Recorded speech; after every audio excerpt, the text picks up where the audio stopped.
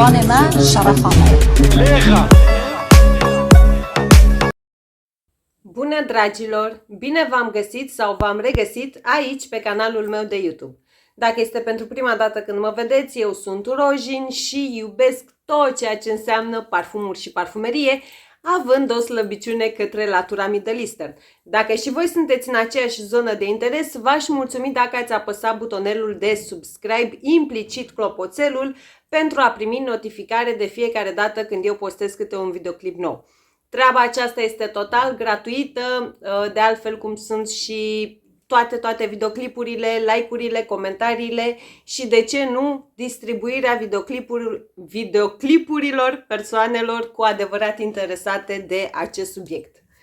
Bun, eu acum când filmez suntem luni, în data de luni, 4 noiembrie și my scent of the day. Deoarece, pentru că și fiindcă afară este din ce în ce mai rece, chestie care mie personal nu-mi place, dar trecem peste, parfumul zilei mele de astăzi vine de la Haifa Perfumes, are codul 807, este inspirat din acest parfum, marketat ca fiind masculin, dar pentru mine, pentru gusturile mele și pentru vremea de afară este total unisex. Trebuie să iubiți tutunul, deoarece are tutun din belșug, are și ceva fin de tot, nu neapărat mieros, oarecum gurmand, dacă doriți. Are în deschidere de asemenea și izul acela fiind de tot de barbershop, însă pe măsură ce se încălzește, pe măsură ce se dezvoltă, acel iz dispare și rămâne pur și simplu cea mai învăluitoare, cea mai călduroasă combinație de tutun, parte fiind de tot lemnoasă, parte fiind de tot gurmandă. Total unisex pentru mine. Beast Mode, atenție, cu parfumul acesta, nici măcar eu, care îmi fac baie în parfumuri, nu am cum să folosesc prea multe pulverizări din el. Lăsați-mi și mie în secțiunea comentarii ce parfum purtați dumneavoastră în momentul în care veți vedea acest videoclip. Apropo, mai multe detalii în acest videoclip, v-am făcut unboxing, dacă nu mă înșel, și primele impresii. Bun. Astăzi este cu și despre un alt fel de videoclip. Da, voi ați văzut deja din titlu faptul că astăzi vom avea, de fapt voi avea, un unboxing și primele impresii pentru două parfumuri, implicit două uleiuri ale casei Hadlaj. Da, dacă sunteți de ceva timp aici, știți că iubesc această casă, ador atât uleiurile cât și parfumurile casei Hadlaj. Și pentru mine, cam tot ce am testat, oricum tot ce am testat ulterior a venit în formulă full size în viața mea, dar nu știu, nu pot să le găsesc cusur, defect și așa mai departe. Din nou, pentru mine și pentru gusturile mele, da? Și vă spuneam că este un alt fel de videoclip în sensul că nici nu știu cum să spun, pentru că e prima dată când întâmpin așa ceva, în sensul că aceste 4 produse, dacă doriți, mi-au fost dăruite de către cineva special care nu vrea să îi fie spus numele în online. Este, dacă doriți, genul de clip cu ghilimelele de rigoare sponsorizat. Și spun cu ghilimelele de rigoare deoarece nu am fost plătită ca să vorbesc despre aceste parfumuri. Tipa, ca să spun așa, care mi le-a dăruit nu este reprezentant Hadlaj, nu este reprezentantul unui magazin online de la noi și așa mai departe. Este una din puținele prietene ale mele din viața reală. Și fără să stăm pe gânduri și fără să mai întind vorba, că oricum mă emoționez și nu vreau, haideți să începem, pentru că eu sunt full de emoții. Linkurile din bara de descrieri, știți că eu tot timpul vă las linkuri în bara de descrieri, de data aceasta vor fi strict către site-ul Hadlaj, deoarece știu că acolo a plasat comanda. Aceste produse vin direct de pe site-ul celor de la Hadlaj. Și voi începe cu Fursan Brown, care vine în această cutie. O să caut să vă las notele undeva inserate pe ecran. Nu știu, nu le-am testat, sunt pur și simplu primele impresii. Habar n-am ce avem aici și da, am emoții. Bun, aceasta este cutia în care vine Fursan Brown, o cutie normală dacă doriți, nu este prezentarea aceea tip casetă, nu absolut nimic. O cutie clasică de carton, iar sticla, sticla îmi place. Sticla este aceasta, foarte faină, foarte, foarte grea. Da, foarte grea. Da, îmi place mult. Seamănă, nu. Da, seamănă, doar că e diferență de înălțime, dacă doriți, cu cele ale casei Haifa. Bun. Și hai să vedem, facem așa, că nu avem multe și le putem aplica direct pe piele. Vai! Atomizor presurizat. Este primul parfum care îl am eu, pentru că absolut toate îmi vor rămâne mie, sunt cadou. Primul parfum al casei Hadlaj care are genul acesta de atomizor și da, când am pulverizat a picat puțin parfum și pe sticlă. Iar aroma deja se simte în întreaga încăpere. Este o aromă întunecată, aș putea spune, exact cum este și sticla. În deschidere s-a simțit, cum să spun, ceva fin de tot citric, dar lemnos totodată. Nu este izul acela sub nicio formă. Când spun ceva fin de tot citric, nu mergeți cu gândul către o lămâie, mai degrabă bergamotă, aș spune eu, dar o bergamotă, dacă doriți, întunecată, pământie, gotică, da? Are ceva lemnos și întunecat totodată. Ceva ce te poate duce cu gândul către izul de fum, dacă are sens, da? Și nu, cum să spun eu, nu este neapărat izul, nu este aroma din By the Fireplace, dar are ceva, cum să spun eu, o tentă fumurie lemnoasă, da? Este și ceva acord de oud, aș spune eu, însă este acordul acela de oud cu subton dulce, dar pe ansamblu este genul de aromă total unisex, cu o fină înclinație către latura masculină. Ce vreau să spun prin treaba aceasta? Dacă sunteți doamne sau domnișoare și sub nicio formă nu sunteți în zona parfumurilor unisex, ei bine, acesta 100% o să vi se pară masculin, pur masculin. Dacă sunteți ca mine și iubiți și purtați și parfumuri din zona considerată unisex, cu siguranță o să vă placă și acest Fursan Brown. Se îndulcește oarecum pe măsură ce se dezvoltă, dar în continuare este genul de parfum extrem de întunecat. Nu este ceva ușor de purtat, nu este genul acela de parfum de zi cu zi, de birou, de cumpărături, de sală și așa mai departe. Categoric nu. Este mai degrabă acel parfum misterios, senzual, cu fin de tot subton Middle Eastern, ce l-ai putea purta seara în vremea rece.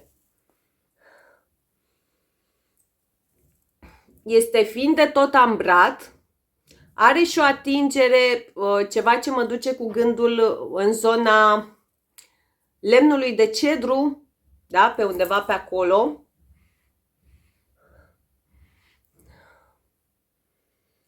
Ceva cum să spun eu, genul acela, dacă doriți, de patchouli, însă este acel patchouli întunecat, oarecum murdar, da? Pur și simplu izul acela de pământ negru, foarte umed, dacă are sens ceea ce spun. Este fiind de tot spicy, dar când spun spicy, nu mergeți cu gândul nici către scorțișoară, nici către cardamom. Nu sunt sigură 100% dacă este izul acela de nucșoară, însă este combinat cu un acord ce îți lasă senzația izului aceluia cremos. Da? Dar nu mergeți cu gândul că ar fi un parfum gurmand. Sub nicio formă nu este acel parfum gurmand. Este cald, afumat, lemnos, dacă l-aș putea descrie în 3 cuvinte, pe scurt. Dar foarte fain, adică mie una îmi place. Eu port și iubesc genul acesta de parfumuri, mai ales în vreme rece, întunecate, altfel, dacă doriți. Da, da, îmi place. Îl mai lăsăm puțin să vedem cum se dezvoltă și trecem la următorul. Din această colecție Couture, dacă nu mă înșel, eu mai dețin un parfum, dar astăzi vorbim despre Masque Couture, dacă zic eu bine, care vine în acest ambalaj. Din nou, genul de cutie clasică. Nu avem aici prezentările acelea tip casetă sau... l-am scăpat. Sau prezentările acelea pompoase, da? Este o cutie normală, din carton și ring light-ul reflectă într-o veselie în ea. Bun, hai să vedem. Dar în toată încăperea, luasem pe cel de la Haifa, se simte acesta. Hai să vedem. A mie mi piace! Deci chiar îmi place sticla asta. Îmi place mult. Știu, v-am vorbit cu ring light-ul, dar nu am altă variantă, nu am altă soluție. Capacul este din metal. La Fursan Brown nici nu v-am spus, tot capac din metal. Bun. Foarte, foarte faină sticla. Din nou, veți avea notele inserate pe ecran. Și hai să vedem cum miroase. Da, tot atomizor presurizat. Vai de viața mea! Doamne, Dumnezeule, Doamne! Are o deschidere... mi-a intrat și în gură, dar nu mai contează. Pe ăsta și degust, nu mai îl adulmec. Are o deschidere florală, zambilă, deci, bun. Zambilă, o adiere de iasomie și din nou ceva citric fiind de tot dulceag, da? Nu este lămâie, este citric dulceag. Dar zambila din deschidere este 10 din 10, nu știu. Da, cel mai clar în deschidere resimt izul acela de zambilă și pur și simplu îmi aduce în fața ochilor, dacă doriți, zambila aceea mov, da? O să vă inserez o imagine pe undeva pe aici. Deci pur și simplu din start asta am văzut, acea zambilă mov. Nu mă întrebați de ce neapărat mov și nu alb și nu roz pal și așa mai departe. Eu asta văd. Nu este moscul acela, cum să spun eu, animalic, nu este nici moscul acela de tip balsam de rufe, cel puțin în opinia mea și pentru gusturile mele. Este moscul acela pufos, fiind de tot ambrat, da, fiind de tot dulceag, dar floral totodată. Și da, dacă sunteți de ceva timp aici la mine pe canal, știți că eu nu prea sunt în zona parfumurilor florale. Însă acest Masque Couture Din start pentru mine e 10 din 10 de la prima impresie. Da. Pe măsură ce se dezvoltă, devine din ce în ce mai ambrat, mai dulceag. Doamne Dumnezeule, e ceva ce mă duce cu gândul și către un crin, dar nu știu cum să spun. Absolut toate aceste acorduri, da, acum, disclaimer, nu vin să vă spun, vai de mine, este cu ingrediente naturale și așa mai departe. Dar pentru nasul meu și pentru simțurile mele, absolut toate aceste acorduri florale sunt extrem de natural redate. Extrem de natural redate. Zambila aceea este undeva în fundal, iar acum în rolul principal, dacă doriți, este un crin și da, se resimte în toată splendoarea sa. Crin ambrat, dacă are sens, cu ceva boabe tonka pe lângă el. Da, nu știu. Genul acela de parfum unisex, nu neapărat l-aș cataloga eu datorită acelui acord de zambilă extrem de puternic, extrem de natural redat și datorită acordului de crin. Nu știu, pentru mine este o aromă feminină, poate fi cu ușurință oricând purtată în orice sezon. Dacă sunteți în zona parfumurilor, cum se spune, clean girl aesthetic, cu siguranță ar putea fi parfumul dumneavoastră semnătură. Nu mi se pare prea mult nici pentru birou. E drept, cu mai puține pulverizări, deoarece din start, adică vedeți, acum le desigilez în fața dumneavoastră și credeți-mă că pur și simplu au o putere, sunt foarte intense de la prima pulverizare. Da? De fapt, asta vreau să scot în evidență. Nu mi se pare prea mult pentru job, nu mi se pare prea mult pentru sală, dar totodată nu mi se pare prea puțin pentru o ieșire în oraș. Da? Dacă sunteți în această zonă de clean girl aesthetic, categoric 10 din 10 de la prima pulverizare pentru mine. Nu știu, îl ador. E drept, cei de la Hadlaj, în opinia mea, au cel mai bun mosc din parfumerie, din parfumeria Middle Eastern. Da? În opinia mea, cei de la Hadlaj stau bine pe mosc, cum s-ar spune. Dar categoric 10 din 10. Da? Nu există altă notă sau altă impresie pentru minunea asta.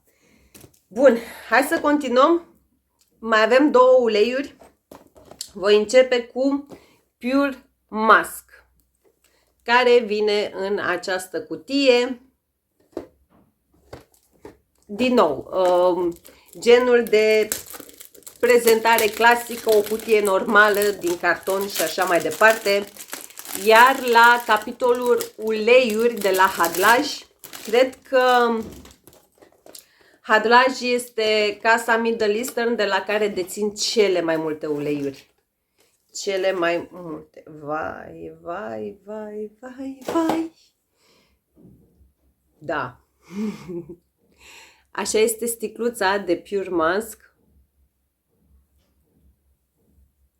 Foarte faină, foarte grea. Vedeți aici e baza aceea dublă. Bun.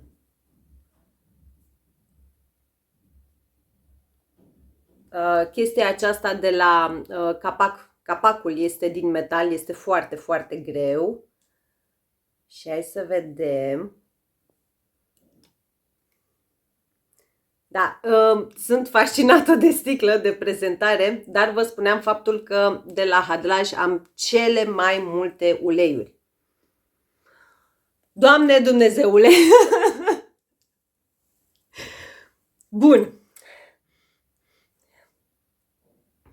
Este genul de mosc, de data aceasta, ce l-aș încadra în zona de, cum ar spune Coco de la Simțuri Ascuțite, laundry mosc. Da? Moscul acela ce te duce cu gândul către un balsam de rufe, moscul acela ce te duce cu gândul către așternuturi, către o lenjerie albă, proaspăt spălată și întinsă pe un pat. Ai și ceva subton floral aici, dar accentul, dacă doriți, se pune pe acordul de mosc, exact cum v-am spus, de data aceasta moscul acela curat, moscul acela ozonic, dacă are sens.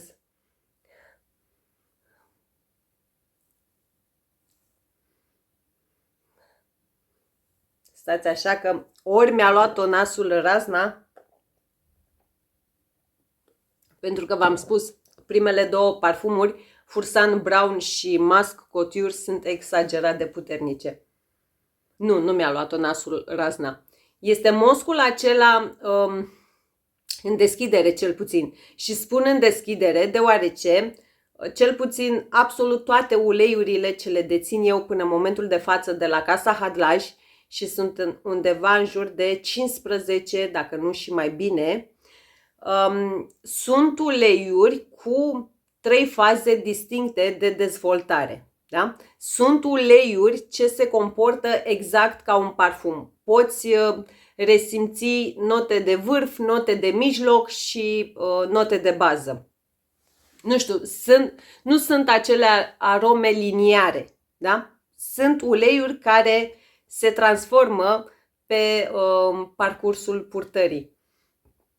Dacă deschiderea pur și simplu te-a lovit acel mosc curat de tip balsam de rufe, în momentul de față este un iz, din nou, extrem de natural redat, ce mă duce cu gândul către un liliac, da? Floare, liliac, către un liliac.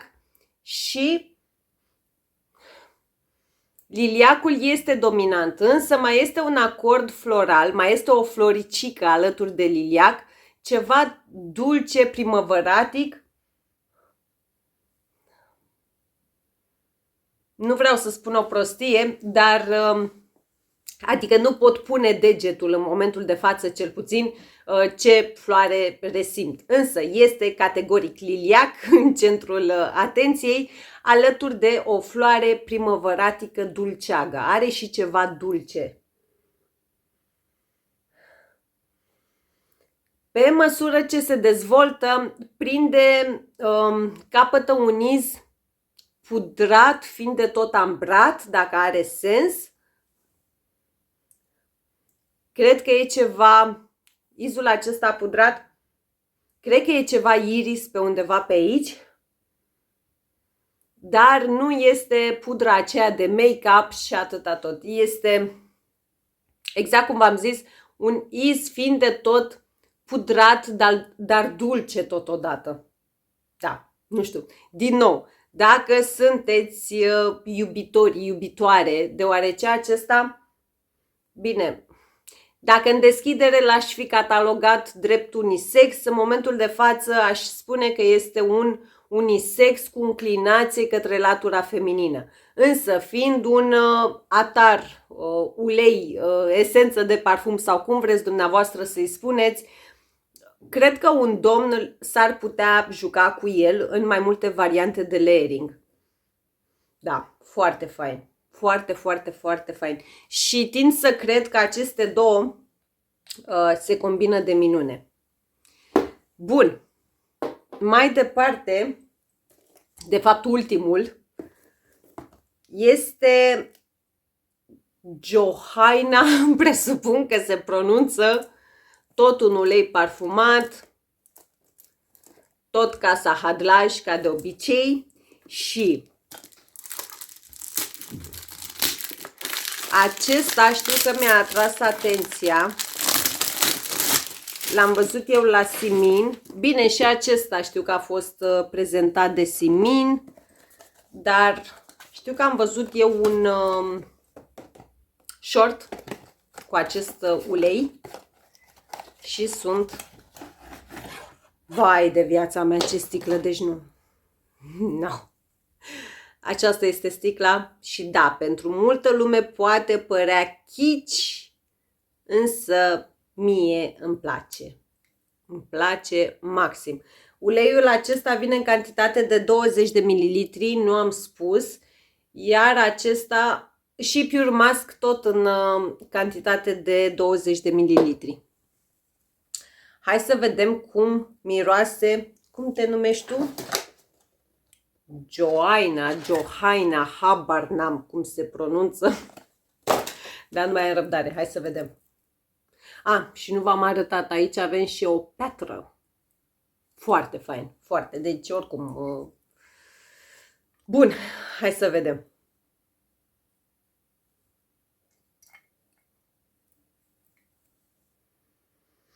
Doamne Dumnezeule!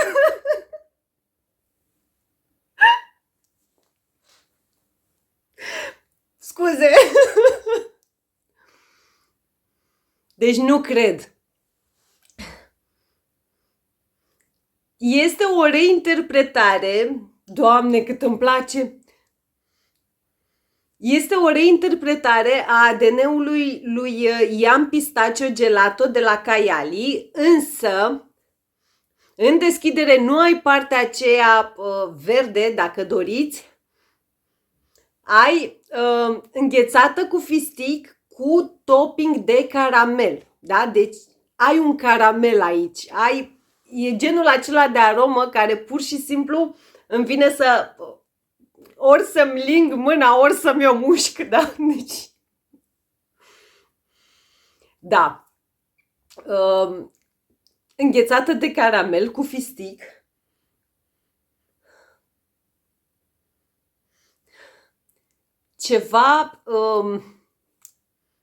Ceva ce mă duce cu gândul către o pară cărnoasă, zemoasă. Ca să vă fac o analogie fină, para aceasta din Johaina mi se pare extrem de asemănătoare. Aș duce-o chiar un 80% asemănătoare cu para din Label de la Jean-Paul Gaultier. Da, e genul acela de pară. Pe măsură ce se dezvoltă, devine mai cald, dacă doriți, genul acela cald ambrat, dar din start este, cred că cel mai mâncabil, cel mai gurmand ulei din toate cele ce le dețin strict de la Casa Hadlaș până în momentul de față. Da.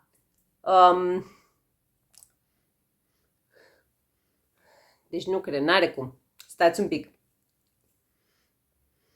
Da, e ceva ce mă duce cu gândul către o ciocolată, ciocolată cu boabe de tonka în ea, dacă are sens. Doamne, dar nu, deci nu am cuvinte. Nu am cuvinte. Dacă ar fi în momentul de față să spun produsul preferat, dacă vorbim de un ulei, dacă ar fi să spun produsul preferat dintre toate aceste 4 despre care v-am vorbit astăzi, cu siguranță pentru mine este Johaina.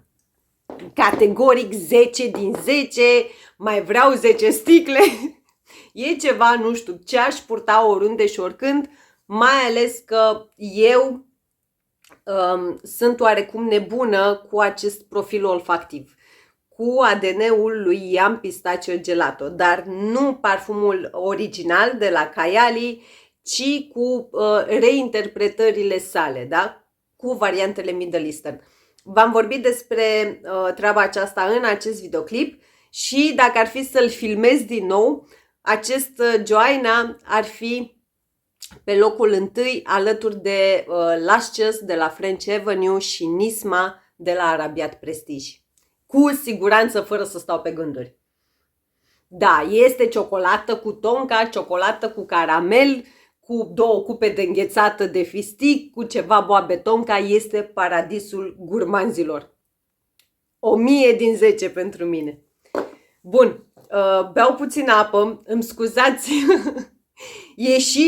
ieșirile și exorcizările pe care le am aici pe cameră, însă nu știu, le ador. Da? Deci pur și simplu asta este reacția mea, îmi cer scuze dacă lezează pe cineva Știu că a mai fost cineva care mi-a scris: m-am dezabonat de la tine pentru că ești foarte entuziasmată. Ei bine, nu știu, o să încerc să plâng eventual când o să vă vorbesc despre parfumuri. Poate așa va fi mai bine. Bun, hai să facem recapitularea finală. Fursan Brown, îl am aici și mi se pare asemănător acum. Mi se pare asemănător cu ceva.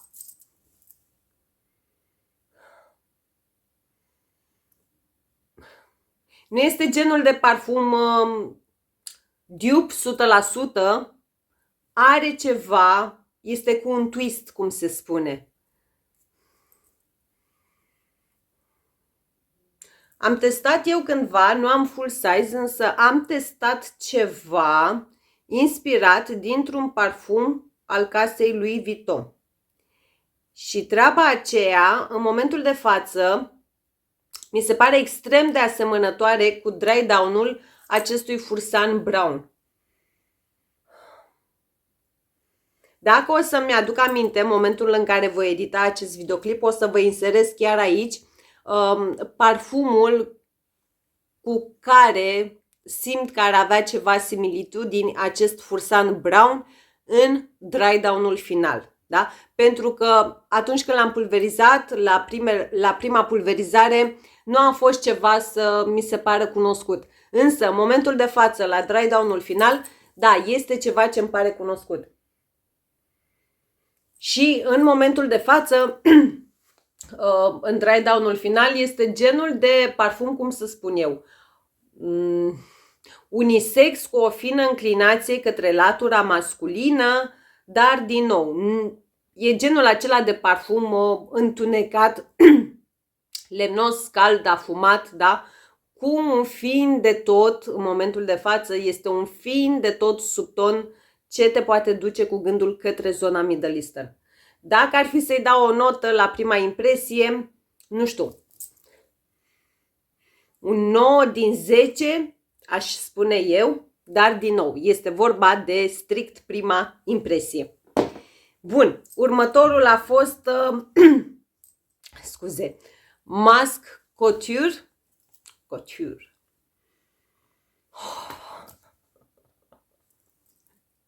20 din 10, atât vă pot spune. Deci zambila aceea e tot aici.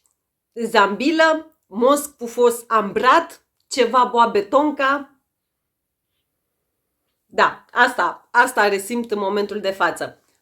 Este, dacă aș putea spune eu, în momentul de față, la o primă impresie, dacă nu mă înșel, este cel mai ambrat, toncat parfum cu mosc din tot ceea ce dețin eu.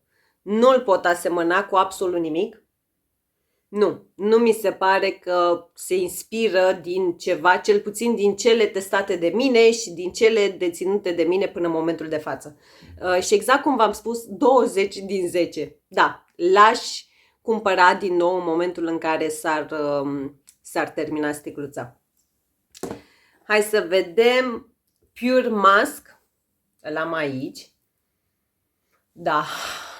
Ei bine, Pure Musk este în aceeași zonă de mosc curat, mosc, cum să spun eu, ce te duce cu gândul către un balsam de rufe, către un detergent de rufe, da? Moscul acela curat, văd în fața ochilor aceleași așternuturi albe, impecabile, puse pe un pat, cu un fin de tot subton floral, fin de tot pudrat totodată. Însă, subtonul acela fin de tot floral, fin de tot pudrat, în momentul de față este undeva în fundal, dacă doriți. Da. Tot 20 din 10, că, mie îmi plac aromele cu și despre mosc. Da, dar este moscul acela curat, oarecum angelic, dacă doriți. Și din nou, nu este genul de aromă pe care să o pot asemăna sau asocia cu ceva din ce am testat până în momentul de față sau ce dețin până în momentul de față. Dar fain. Fain și e genul acela de aromă, cum se spune, de zi cu zi, oriunde, oricând și așa mai departe. Și Joanna. Joanna este vedeta videoclipului pentru mine. Este 1000 din 10, exact cum v-am spus, în continuare sunt în aceeași postură, situație și așa mai departe. Și da, este acela de Nedeian Pistachio Gelato dus la extrem, către dus în zona gurmandă extremă, dacă are sens. Pentru că ai izul acela fiind de tot de înghețată cu fistic, dar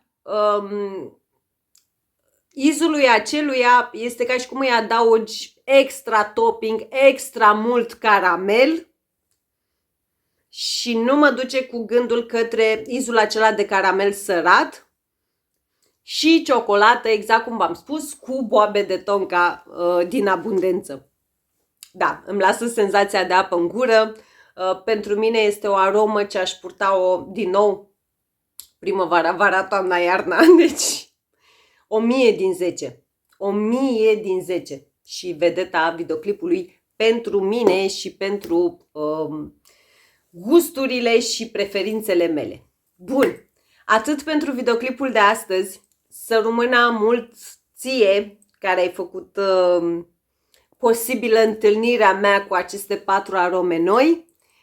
Să rămână din suflet dumneavoastră celor ce ați rămas cu mine până în momentul de față. Nu știu, da, mă scuzați că sunt în continuare extrem de entuziasmată și faptul acesta deranjează anumite persoane. N-am înțeles, dar nu mai contează. Vă aștept cu mare, mare drag în secțiunea comentarii. Nu știu, poate aveți și dumneavoastră ceva sau ați testat ceva din aceste 4 arome. Și vă voi lăsa linkurile către grupul meu de Facebook Frag Family, contul meu de Insta, contul meu de TikTok și fiecare produs de pe site-ul oficial al celor de la Hadlaj. Vă mulțumesc, vă îmbrățișez cu mare, mare drag și până data viitoare vă doresc din suflet zile minunate și mega, mega parfumate. V-am pupat! زبان من شرف آمد.